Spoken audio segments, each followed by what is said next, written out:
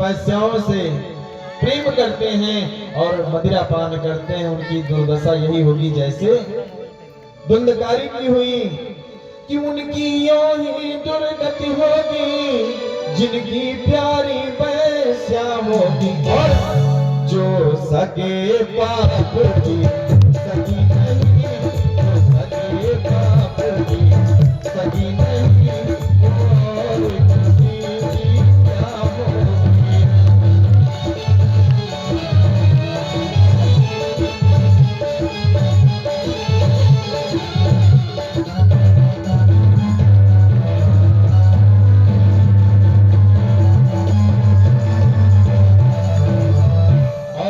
जाता क्या क्या है आप लोग ध्यान दीजिए।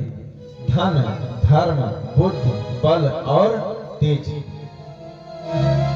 इतनी चीजें नष्ट हो जाती हैं। धन जाता है, धर्म जाता है, बल जाता है, तेज जाता है, चार चीजें इसमें चली जाती हैं और आप ये नहीं जान पाएंगे कब चली गई। कैसे?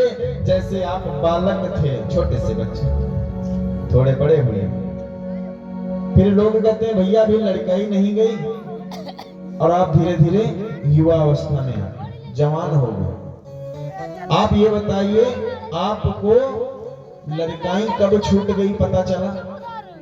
किसी को पता चला हो तो बताओ कि हमारा बालापन कब छूटा? दादाश्री पता है किसी को? पता नहीं कि वो बालापन छूट गया, और पता नहीं कब बूढ़ापन धीरे धीरे आने लगा। तो इसलिए कुछ पता नहीं चलता। धन, धर्म, बुद्धि, बल और तेज जाता है कि धन, धर्म, बुद्धि, बल और तेज, इनमें बेकार गवाओ ना, इनमें बेकार गवाओ ना। यदि अपना भला चाहते हो ऐसा के घर जाओ।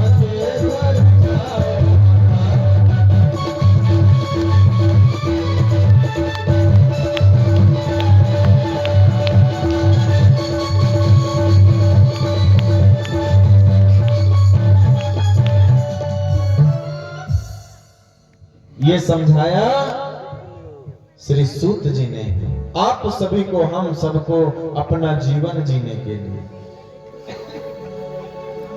आज गोकर्ण जी ने श्रीमद् भागवत महापुराण की कथा सुनाने की योजना बनाई और धुंधकारी को एक 7 गांठ के बांस में बिठा करके ऊपर से हनुमान जी का पहरा लगा दिया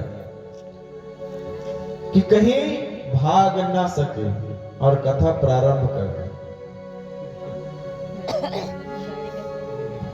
एक 7 गांठ के लठे पर उस भाई को स्थान दिया, उस भाई को स्थान दिया।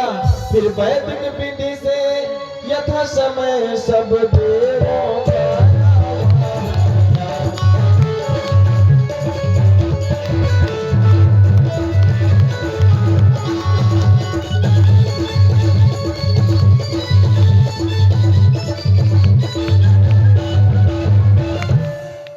इस प्रकार कथा सुनाना प्रारंभ कर दिया। एक दिन में एक गांठ, दूसरे दिन में दूसरी गांठ, इसी प्रकार करते करते 7 दिन में 7 गांठें फूट गई और तुरंत भगवान के दरबार से पुष्पक विमान आया और उसमें से धुंधकारी जी की आत्मा निकली और विमान पर बैठ गई। अच्छा आप लोग ये बताएं, जितने लोग कथा सुन रहे हैं, और यदि यहाँ व्यास मंच से किसी को प्रसाद दिया जाए एक को, सर जी, तो सबको बाकी कष्ट होगा नहीं होगा? सबको होगा कि कथा तो मैं भी सुन रहा था, जिस प्रकार ये सुन रहा था उसी प्रकार मैं भी सुन रहा था। आज गोकर्ण जी कह रहे हैं ऐसा नहीं है, सब में अंतर है। क्या अंतर है? वैसे यहाँ सरौते तो नहीं है, दीवान बाग में थे। क्यों भैया तुम दीवान बाग के इसलिए पूछ रहे हैं कि श्रोता श्रोता सब रूप नहीं, कुछ सोते और सरौते हैं, कुछ सोते और सरौते हैं, कुछ सोते और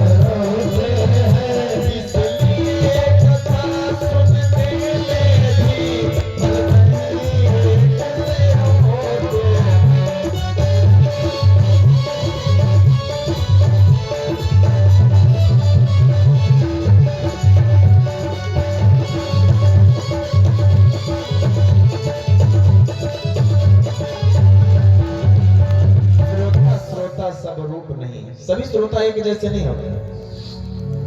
कुछ तो बातें कर रहे हैं कि धान दाया है, अब गेहूं की व्यवस्था करेंगे, कुछ लोग कहते हैं अब गन्ना लगाना है, कुछ लोग कहते हैं केले की खेती करना है। अरे कम से कम जितनी देर कथा प्रांगण में आए हो उतनी देर कथा तो सुन लो भाई, समय व्यतीत कर रहे हो। ये अनमोल जीवन और अनमोल नींद। आपको नींद ना आती हो, नींद की दवा डॉक्टर से लेने जाएंगे, हजारों रुपए खर्च करेंगे। और ये जीवन, ये समय, एक एक श्वास अनमोल है, इसको हम व्यर्थ में गंवा रहे हैं। कैसे कि अनमोल तेरा जीवन यूं ही गंवा रहा है।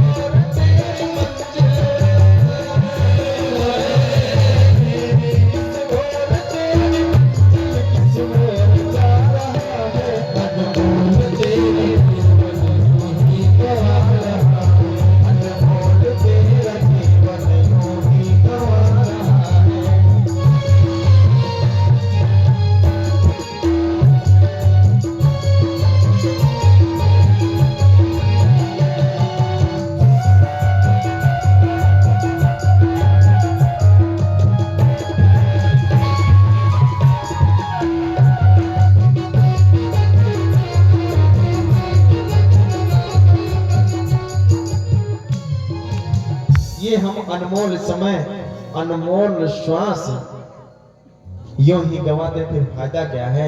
कथा प्रांगण में आए हैं तो कम से कम कथा सुने, फॉर्मेलिटी ना अदा करें। नींद लग रही है तो कृपया यथा स्थान जाकर के सो जाएं। जब नींद ना पड़े, प्रभु की याद आ जाए तो दरबार में चले आए, क्योंकि ये नींद बहुत ही कीमती, बहुत ही अनमोल है।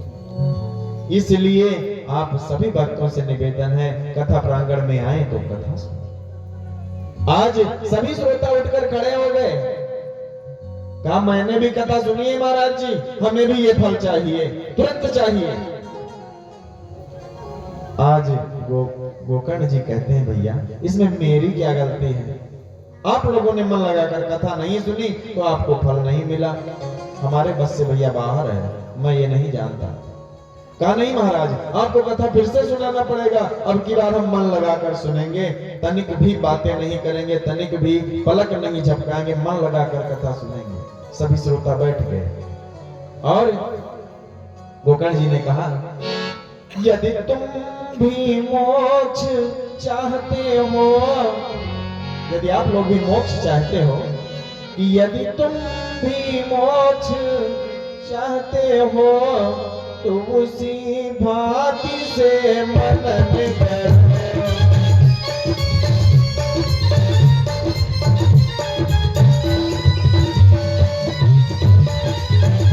मैं फिर से कथा सुनाता हूँ, तुम फिर से समझ कर।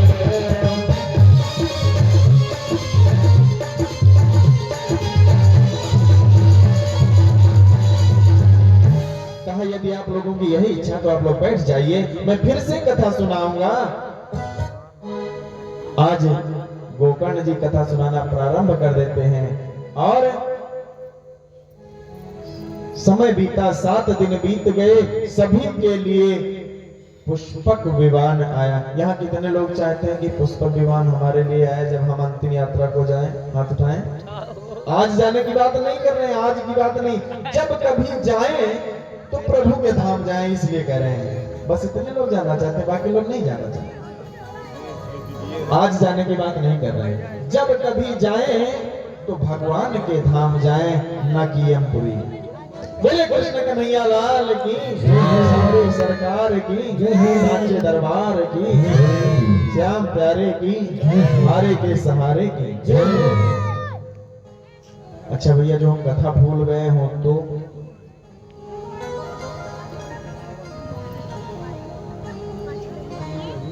सर जी बताएंगे हम कौन सी कथा कहें।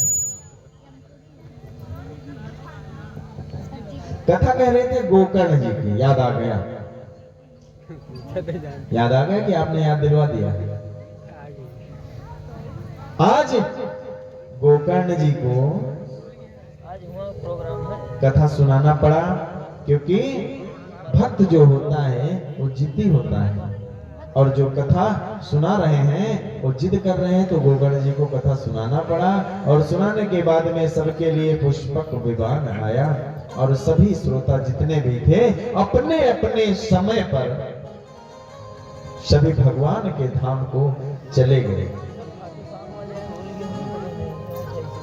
इस प्रकार सूत जी ने सौनकादि ऋषियों को कथा सुनाई, गोकर्ण और धुंधकारी जी की, जो कि आत्मदेव नामक ब्राह्मण थे, उनकी कथा। आज सूत जी ने सौनकादि ऋषियों को कथा सुनाना फिर से प्रारंभ किया। सौनकादि ऋषियों ने कहा, हे प्रभु, आप हमें कथा सुनाए भगवान के अवतारों की। भगवान के टोटल कितने अवतार हुए? भैया, वो श्याम बाबा के भजन में जा रहे हैं और आप लोग भी भगवान के दरबार में बैठे हैं। कृपया इधर उधर ना देखें, अपने कार्य में कार्यरत रहें। वो भी अपने कार्य में वो मरवट जा रहे हैं, आप माधवपुरा में बैठे हैं। वो भी दरबार सच्चा है, ये भी दरबार सच्चा है। ये भी दरबार उन्हीं का है, वो भी दरबार उन्हीं का है। बोले सौरे सरकार की जय, सहारे की जय।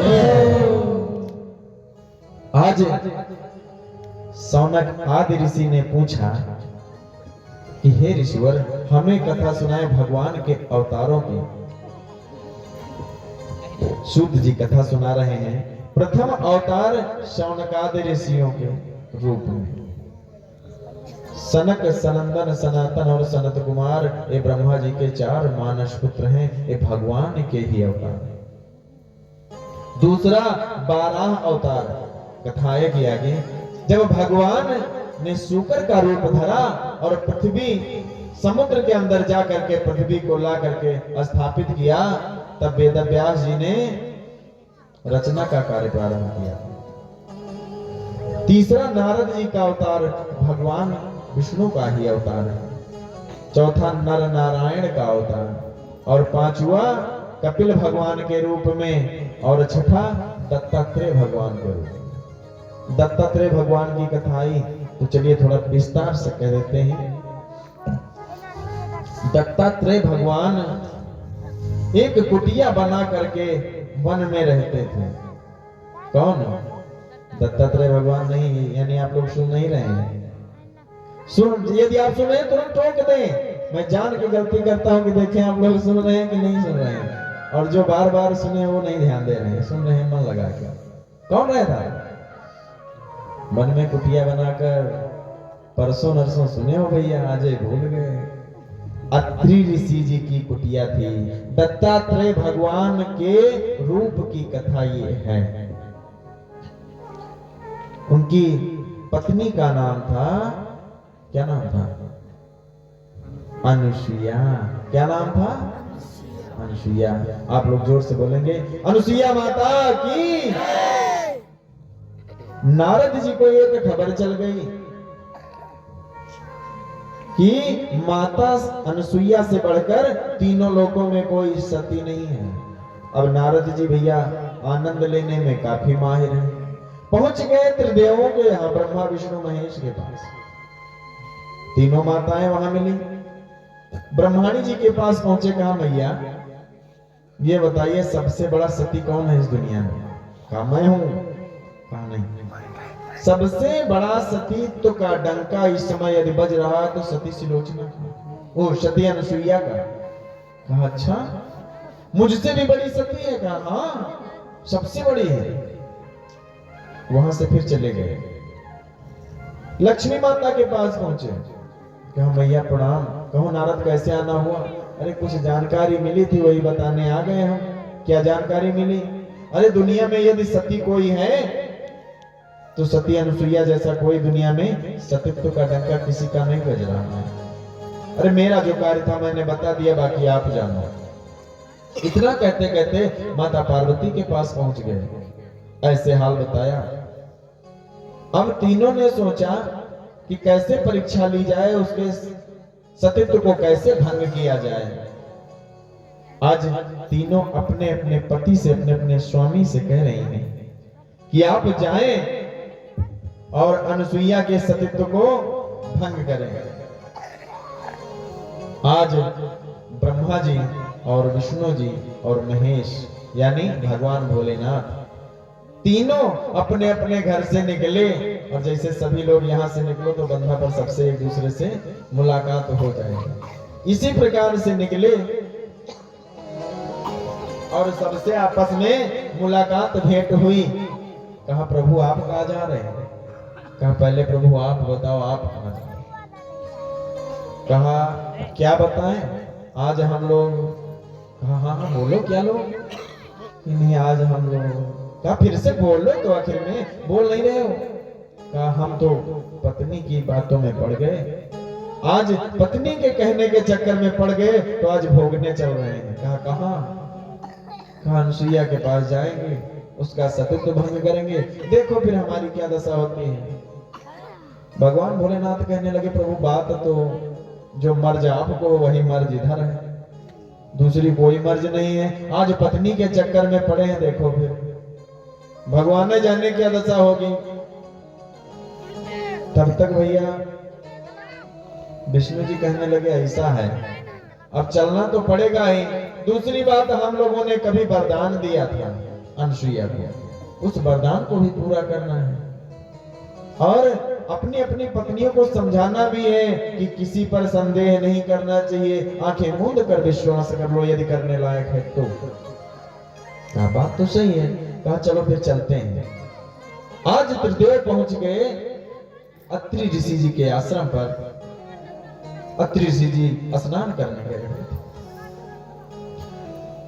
माता अनुसुईया घर में थी, आवाज लगाई भिक्षाम देहि। माता अनुसुईया बाहर निकली, संतों को प्रणाम किया, महाराज श्री प्रणाम, आइए आसन ग्रहण कीजिए। कहा नहीं हम आसन ग्रहण नहीं करेंगे। कहा क्यों नहीं करेंगे? कहा हमें भूख लगी बहुत जोरों की। कहा तो महाराज आइए सही, भोजन मिलेगा, आसन तो ग्रहण कीजिए। कहा नहीं पहले हमारी शर्त मंजूर करो। कहा शर्त? माता ने सोचा कि हो सकता है एक भोजन करते करते तंग आ गए हो, तो आज कोई अलग से वस्तु खाने की इच्छा हो। ठीक है हमारे दरबार में सब कुछ मिलेगा प्रभु की दया से, आप आदेश कीजिए।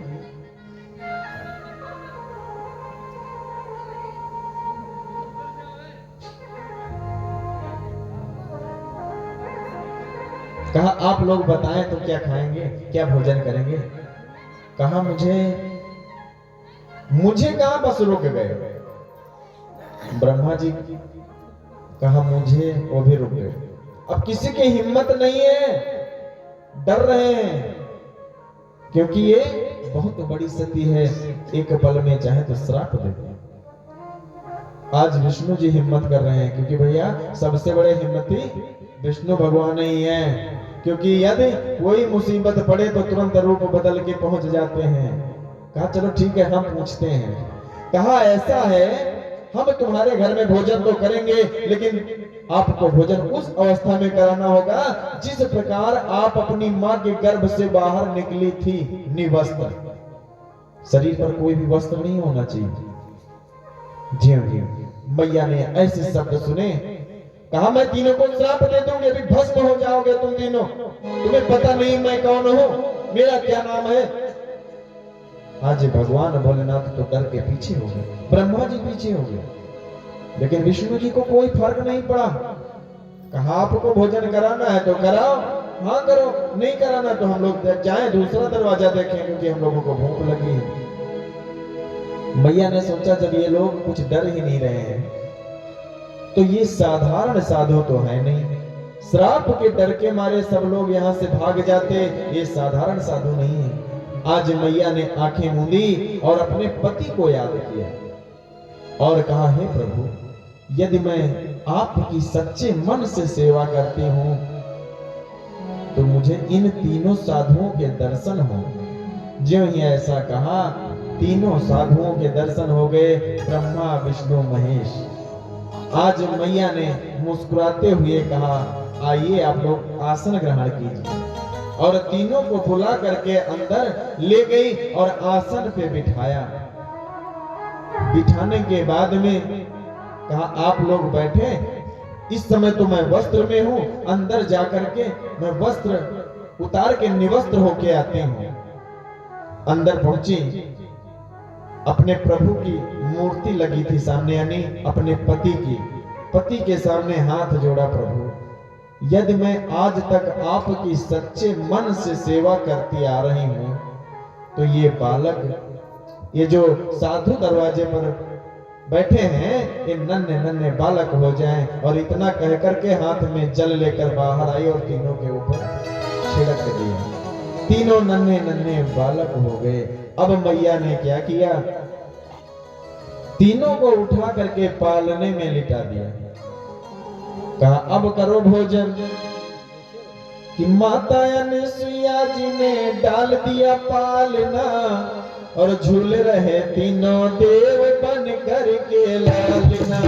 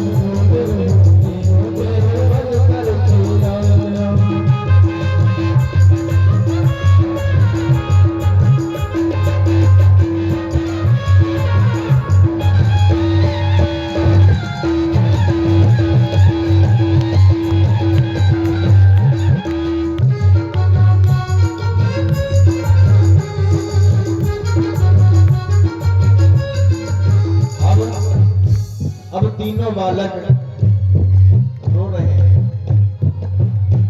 रहे हैं कैसे? बालक के भाग्य प्रभु ने बचावे, ब्रह्मा विष्णु संकेत मां बतावे, विष्णु संकेत मां बतावे, विष्णु संकेत मां बतावे।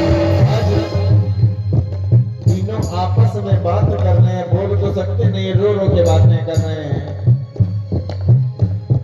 ब्रह्मा अब किसको संकेत मां बतावे, बालक के भाग्य प्रभु ने बचावे, बालक के भाग्य प्रभु ने बचावे, बालक के भाग्य प्रभु ने बचावे। और क्या करने आए थे, कैसे फंस गए? लेने आए थे यहाँ कहीं पालना,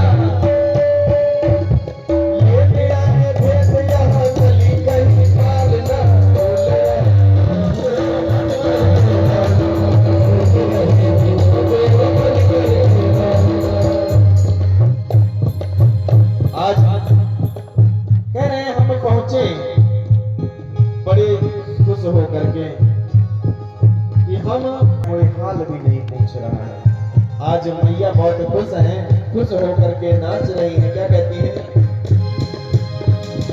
मेरे घर बधाई, भूल गए आज अपनी सारी चतुराई, भूल गए आज अपनी सारी चतुराई, भूल गए आज अपनी सारी चतुराई। मेरे घर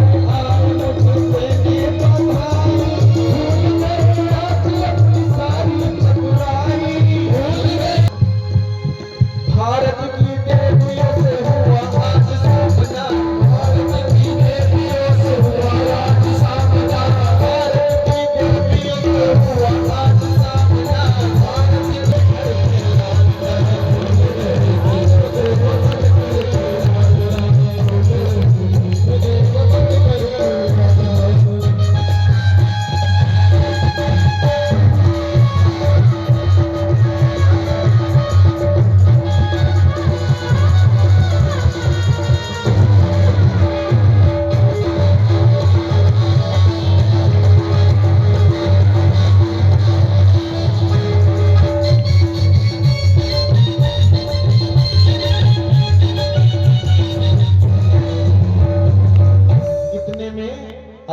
ऋषि जी आ गए, स्नान करने गए थे, वापस आ गए।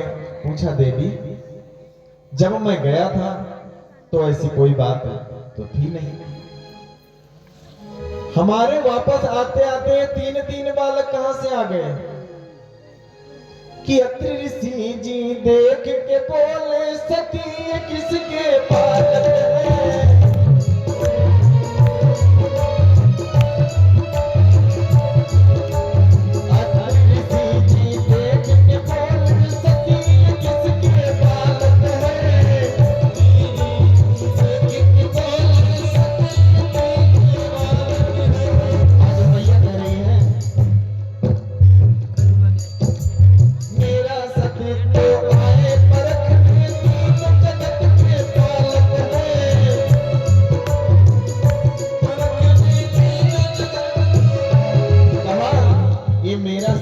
परखने के लिए आए थे और तीनों साधारण बालक नहीं हैं, ये तीनों जगत के पालनहार हैं। कोई जन्मदाता है तो कोई पालन करता है तो कोई व्यवस्था करता है। आज ये कौन है? माता अनुसुईया विधिवत समझाती है कैसे कि कोई गरुड़ पाल की कोई सृष्टि के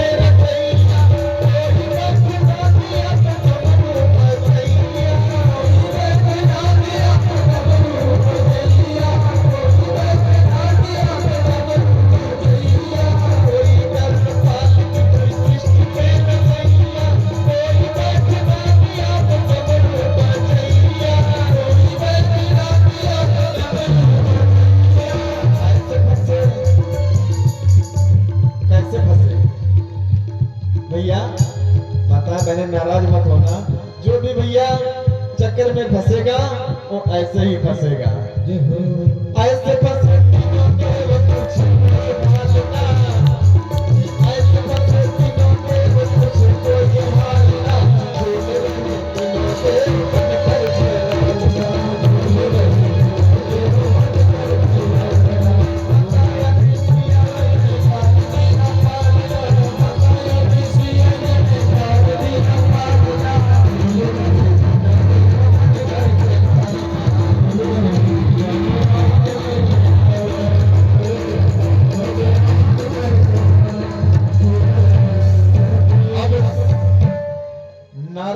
क्या किया? नारद जी का काम क्या है? पहले तो लगा दो फिर बुझा दो। नारद जी का काम तो यही है। अब पहले लगाने गए थे, बुझाने की बात कर रहे हैं। पहुंचे तीनों माताओं के, माता श्री प्रणाम। अरे पता किया आपके स्वामी कहाँ है? कहा पता तो नहीं किया, लेकिन कई दिन हो गए आए नहीं वापस। भैया आज का समय नहीं था, नहीं तो फोन कर देते, फोन था नहीं। कहा कैसे पता हो?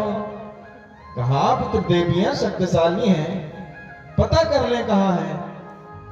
आज तीनों देवियां एक दूसरे से अपना अपना दुख कह रही हैं। कहा देवी ऐसा है, देखो हमारे स्वामी चले गए, दूसरी ने कहा हमारे भी चले गए, तीसरी ने कहा हमारे भी चले गए। कहा क्यों? सबके पास नारद आया था क्या?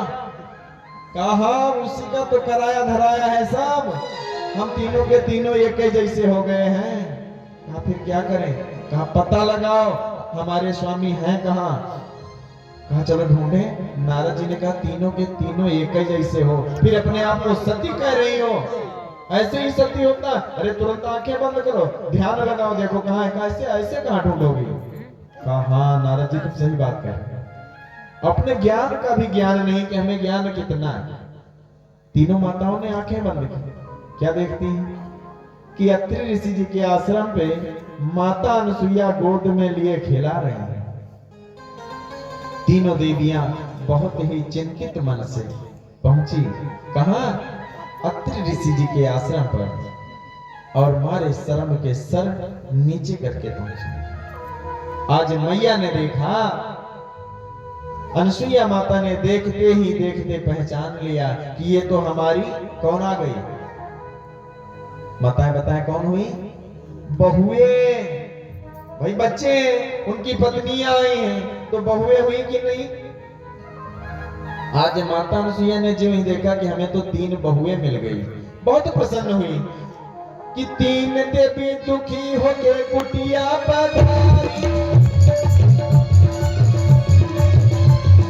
तीन देवी दुखी होके कुटिया पधारी, बात वही पति ने तो बिनती हमारी, बात वही पति ने तो बिनती हमारी। हे माँ, मुझे मेरे पति दे दो। कहा तुम्हारे पति कहाँ है? कहा यही है तीनों। कहा तो फिर? कहा बस मुझसे गलती हुई, माफ कर दो। तीन देवी दुखी होके कुटिया पधारी, बात वही पति ने तो बिनती हमारी, बात वही पति ने तो बिनती हमारी, बात वही पति ने तो बिनती हमारी। माता अनसुईया कहने लगी इतनी जल्दी? जिसको एक पुत्र और एक वधू मिल जाए वो कम से कम भैया 5 दिन बहुत खुशहाली मनाता कि नहीं मनाता? आज हमको तो 3 पुत्र मिले हैं और 3 बहुएं मिली हैं, ऐसे इतनी जल्दी जाने देंगे? 3 पुत्र 3 वधू आई मेरे आंगना, 3 पुत्र 3 वधू आई मेरे आंगना।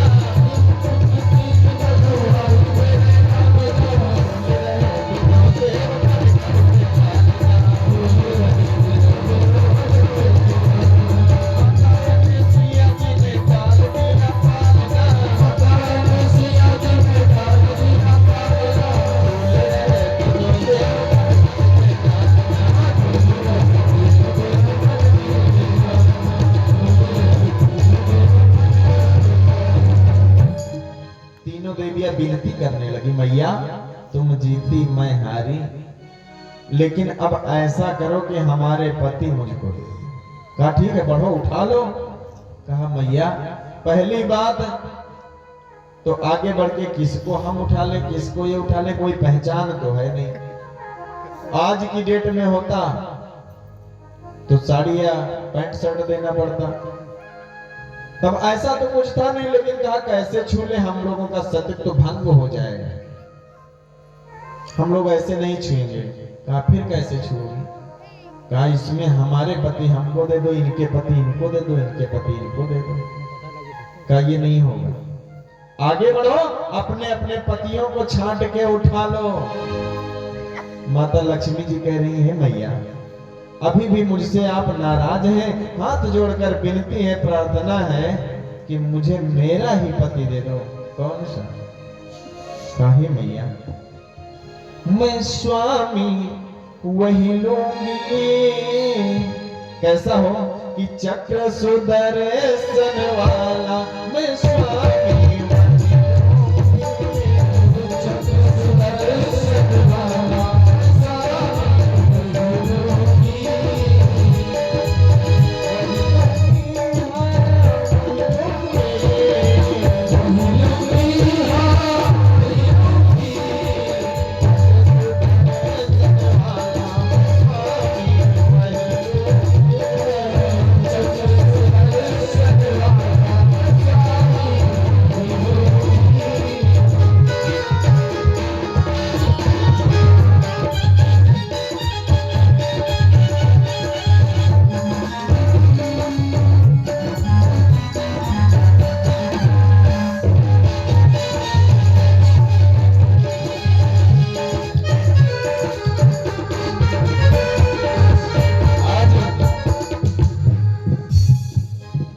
लक्ष्मी मैया ने विनती की तो अनसुईया ने कहा ठीक है।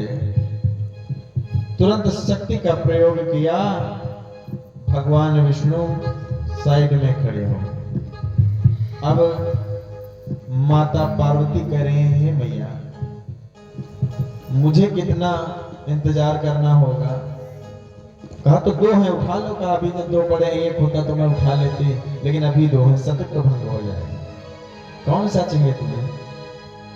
मैं पालम वही लूंगी, बूढ़ा बैल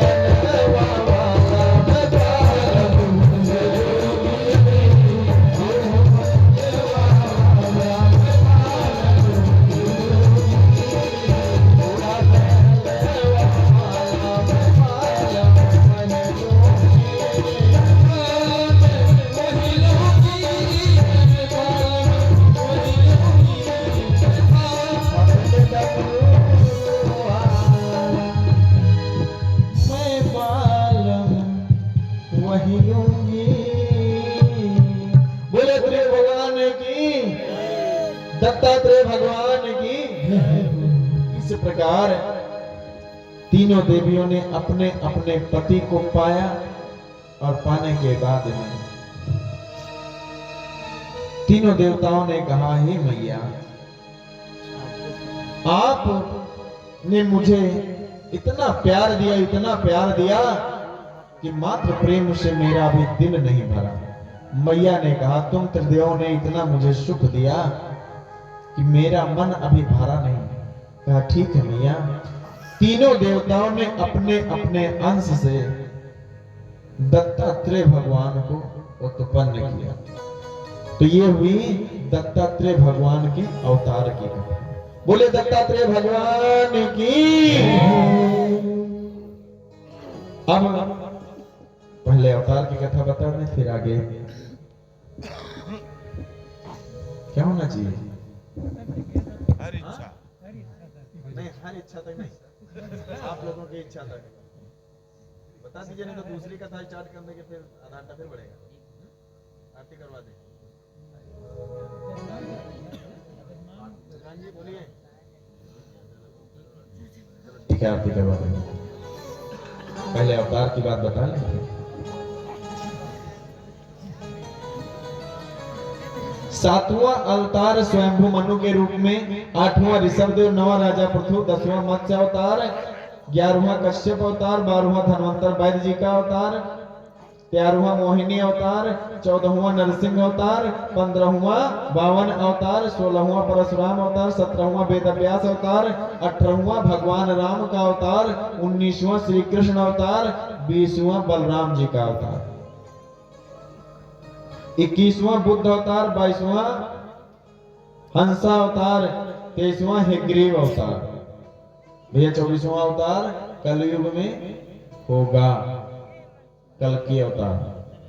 हेग्रीव अवतार भगवान को तब लेना पड़ा, एक हेग्रीव दैत्य था जिसका शरीर तो इंसान जैसा और सर जो था वो घोड़े का। उसने ब्रह्मा जी से प्रार्थना की, वरदान मांगा था कि मुझे यदि कोई मार सके तो मुझ जैसा हेग्रीव ही मार सके।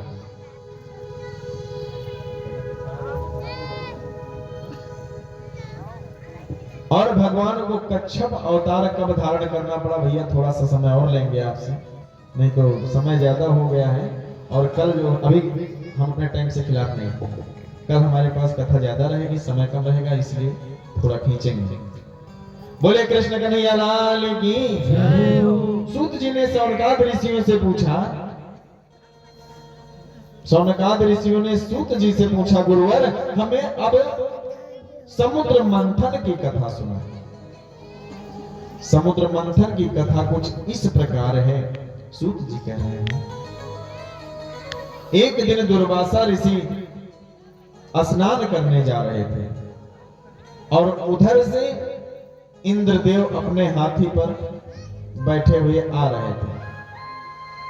दुर्वासा ऋषि वैसे किसी पर प्रसन्न जल्दी होते नहीं हैं, अगर जो होते हैं तो अपने शरीर का कोई भी वस्त्र उतार के दे देते हैं। अपनी माला उतारी और इंद्र को दे दिया। इंद्र ने क्या किया, उस माला को उठा करके और हाथी के सूंड पर रख दिया। हाथी ने क्या किया, उसको नीचे गिराकर और पांव रख दिया। दुर्वासा ऋषि जब वापस निकले तो देखा वही माला पड़ी है। दुर्वासा ऋषि ने श्राप दे दिया, हे इंद्र जाओ मैं तुम्हें श्राप देता हूँ, जिस 3 लोक 14 भुवन का तुम्हें बहुत अहंकार है वो तुमसे छीन लिया जाएगा। आज दैत्य गुरु शुक्राचार्य जी हर वक्त इंतजार ही किया करते थे कब देवताओं को श्राप मिले, कब हम अटैक कर दें। आज शुक्राचार्य जी दौड़ते दौड़ते पहुंचे दैत्यों के पास, कहा तुम लोग देवताओं से युद्ध करो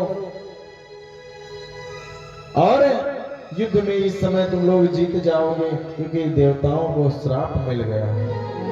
युद्ध स्टार्ट हुआ, देवता पराजित हुए, दैत्य जीत गए, इंद्रासन को अपने कब्जे में कर लिया दैत्य। अब देवता दौड़ते दौड़ते भगवान विष्णु के पास गए, प्रभु बचाओ हमें बचाओ। कहा क्या हुआ? कहा रहने का ठिकाना तक छीन लिया गया। कहा तुम लोग अहंकारी भी तो बहुत हो, कहा प्रभु जो होना था हो गया, लेकिन अब तो बचाओ। कहा ठीक है, समय का इंतजार करो, जाओ तुम लोग दैत्यों से कहो वो मंथन करें, समुद्र मंथन। कहा मानेंगे नहीं, उनसे तो हमारा झगड़ा हो चुका है। कहा मानेंगे कैसे नहीं, जाओ तो सही। पहुंचे और कहा समुद्र में अमृत निकलेगा, इसलिए हम लोग उसे मंथन करेंगे। दैत्यों ने कहा हमें अमृत की आवश्यकता नहीं, हमारे गुरुजी हैं वो जीवित कर देते हैं, तुम लोग जाओ। कहा मान के चलो गुरुजी ना रहे तब। कहा तब की तब देखी जाएगी। लेकिन देवताओं ने बहुत ज्यादा प्रयास किया, विनती की, दैत्य मान गए। मंथन हुआ, मंथन में सबसे पहले जहर निकला। जी हुई जहर निकला, संसार में हड़कंप मच गया, भाग दौड़ मच गई, क्योंकि पूरे संसार में विष फैलने लगा। आज भगवान विष्णु ने याद किया भोलेनाथ को, कहा प्रभु आप ही इसे ग्रहण कर सकते हैं, नहीं तो सृष्टि का विनाश हो जाएगा। भगवान भोलेनाथ ने कहा जैसी आज्ञा प्रभु, और जहर को पान करने के लिए हाथ में लिया कि माता पार्वती ने रोक दिया। प्रभु आप कहते हैं कि मैं आपसे बहुत प्रेम करता हूं, मेरा निवास कहाँ है? कहा हृदय में। कहा यदि आप विष पिएंगे तो मैं तो नष्ट हो जाऊंगी। कहा हाँ तुमको भी हानि पहुंच सकती है और हमारे प्रभु को भी, मैं उनको भी अपने हृदय में रखता हूं, इसलिए दोनों को हानि होगी, तो मैं क्या करूं? और विष का पान भी करना है। तो विष को कैसे रोका, कहां रोका? मुख में लिया और यहां तक पहुंचाया और क्या कह दिया कि हरि कह करके रोक लिया विष कंठ के नीचे जाने से, ओम बाद में कह कर रोका विष को बाहर जाने से। यदि बाहर चला जाता तो सृष्टि नष्ट हो जाती, अंदर चला जाता तो माता पार्वती को हानि पहुंचती और भगवान विष्णु को दिल में बिठा कर रखते थे। भगवान भोलेनाथ उनको हानि पहुंचती। बाहर गिर जाता, यदि बाहर गिर जाता तो सृष्टि विनाश हो जाती। तो किसी ने कहा है कि इंसान चाहे जितना थूके कुछ नहीं बिगड़ेगा।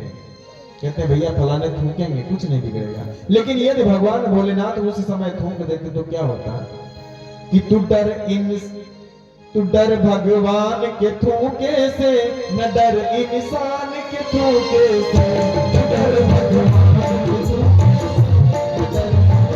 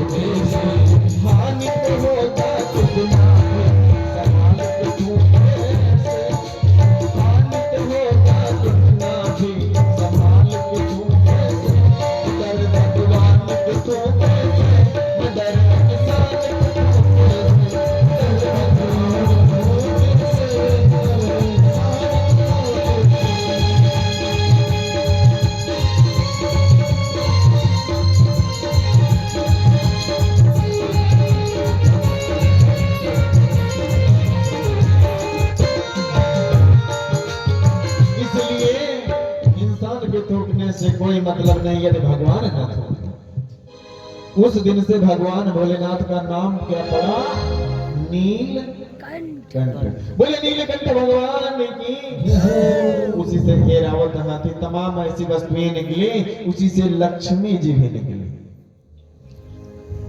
भगवान विष्णु ने जब मंथन शुरू हुआ तो मंदराचल पर्वत नीचे बैठ रहा था। वासुकी नाग की डोरी बनाई गई, मंदराचल पर्वत की मथानी बनाई गई, फिर भी वो नीचे को बैठ रहा था। भगवान ने कच्छप अवतार ने कछुआ का रूप धारण करके और उसको रोक लिया। उससे पहले लक्ष्मी जी को भेज दिया था कि तुम जाओ, बाहर निकलना और मेरा इंतजार करना, मैं आऊंगा। आज सभी दैत्य दौड़ पड़े कि मैं इस स्त्री से, इस सुंदरी से विवाह करूंगा। वो सुंदरी दौड़ती दौड़ती ब्रह्मा जी के पास पहुंची। ब्रह्मा जी कहने लगे, बेटी मैं क्या करूं, मेरे बस में कुछ नहीं है। आज वो दौड़ती दौड़ती समुद्र देवता के पास पहुंची।